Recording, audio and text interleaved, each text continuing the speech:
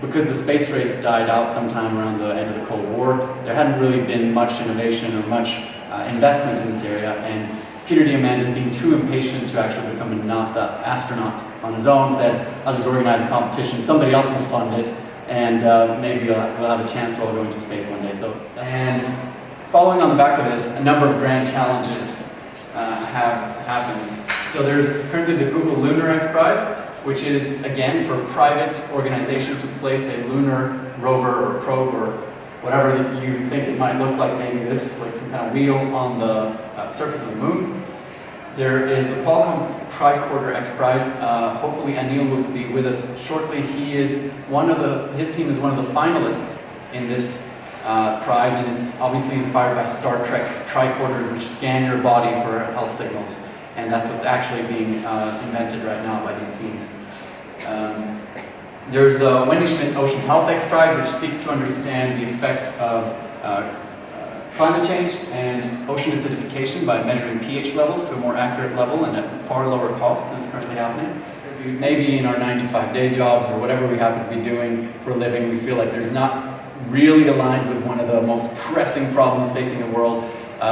Even if you're in a startup, we're not always working right in that area where we feel like humanity really needs some innovation. And so this is just an opportunity for everybody, regardless of who you are or what you're doing for a living, to come in and focus some energy and some time and some creativity on identifying problems and finding solutions. So it's a place to share information, and it's also a place to work together. So it's not only about discussing, but it's also about moving discussion from problem identification to potential solutions. And this is where I think all of our different backgrounds, from we may be creative designers or engineers or project managers, whatever our backgrounds happen to be, where those can come together and we can find really interesting angles on the same problem. And that's where I think Think Tank as a forum can really add some benefit. If you go online onto the forum.xprize.org, you will find many of the other Think Tank participants, and we can actually reach out to them and hear, hey, what did you guys talk about in your latest event? What ideas came up there? Well, this is what London did, and start a global conversation around some of these pressing issues. And we're on Meetup. Those of you who haven't yet signed up for Meetup, I encourage you to become members. This is going to happen around every other month, more or less. On the off months, we might do an informal pub meetup, and on the sort of on months, we might do a more organized event, such as the one you're at here, with speakers, etc. People who are motivated by that and interested by a challenge will kind of break off and maybe begin collaborating in groups, virtually, etc. And then they will bring their progress to the next Think Tank event and share with everybody else. Here's what we've been working on over the past 4 weeks or 8 weeks or something.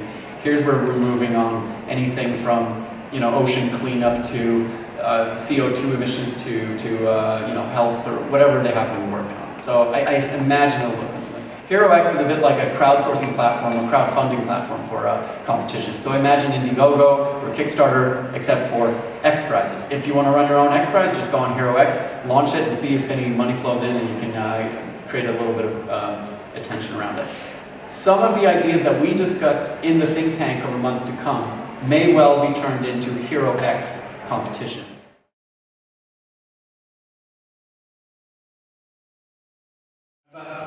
Mission 1, which is our big challenge, is to image the whole Earth every day. Bearing in mind that if you want to get a whole Earth image at the moment, you're looking at weather satellites, 500 megapixels. We're 2 orders of magnitude better than that. And more importantly, almost, is to democratise the access to the data and the tools. So this data will be open source data after a certain time period.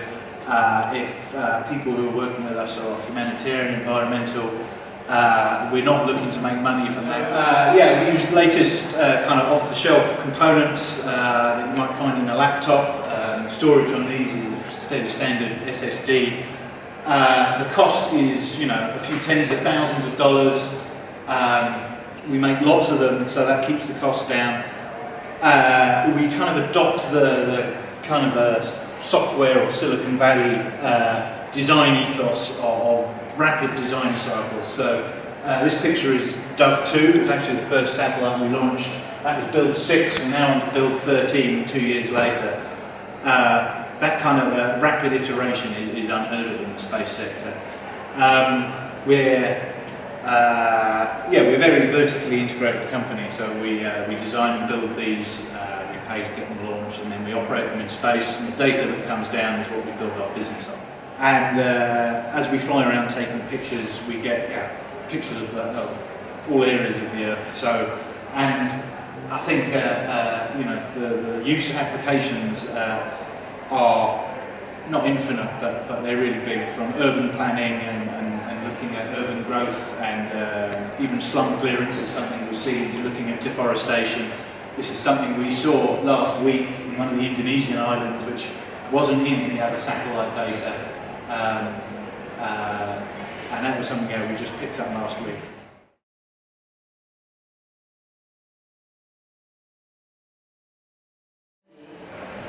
We're making use of the phone's inbuilt camera. We've been running medical and field trials and doing user research. Part of that is about proving that the quality of the images that this produces is comparable with existing techniques, but a lot of it is figuring out what the barriers are to people getting treatment.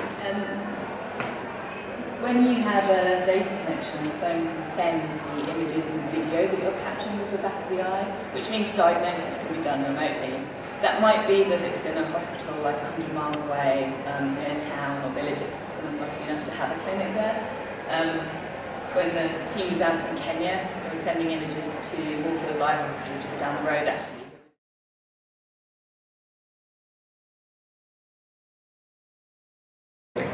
So I came across it, thought this is appealing, I want to get involved, and it appealed to me mainly because I come from the healthcare sector. There's a segment within the healthcare sector called the point of care diagnostics industry, and that's essentially, it means that point of care is, and the thinking behind point of care was always going to be, have a diagnostic that sits in your GP office. So you can sit there, be diagnosed, and the GP says, well, I think you might have this. Tell you what, I'm going to just check on this machine that's sitting beside me, and it will give me a result back in 5, 10, 15, 20 minutes or so. Well, that ambition has never really actually come to light, and for all sorts of reasons. It's not just necessarily technical. There's also commercial business models as well that impact into this kind of concept. And I've worked in this sector and I've seen how it works, and I've often wondered why you would have one single device for doing one particular diagnostic. Why not put everything into one device? And it's akin to the kind of Tricorder concept. I put the application in, I talked to a number of people about it if they wanted to get involved. Most people thought I was completely stupid, and I was just a lone person at that point putting that application in. But once we got approved into the top 40, at that point it became a little bit more serious. We needed to find people that we could actually work with. Not already set up people, but never actually formally pulled people together and say, hey, look, this is where we are now. We're in the top 40, we should really start thinking very seriously about this. What are we going to do? How are we going to do it?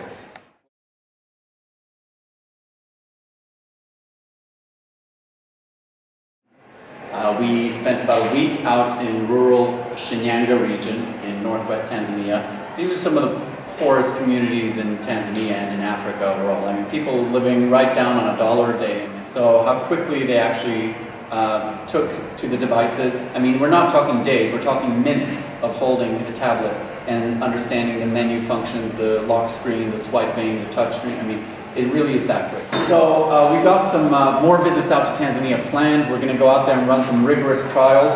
Our immediate question is, what can reading practice on its own do for children?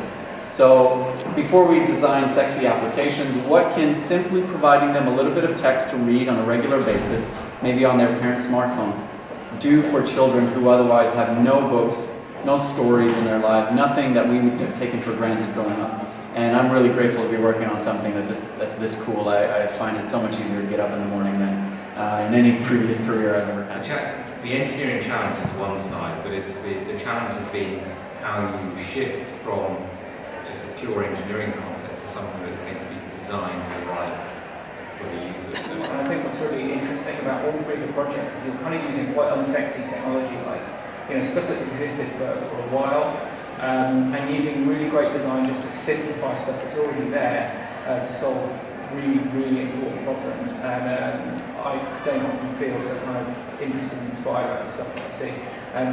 The long-term vision is to empower nearly 1 in 10 low-literate adults in the United States with the skills they need to achieve their goals. Again, this is US-centric, but the technology used here could be used around the globe.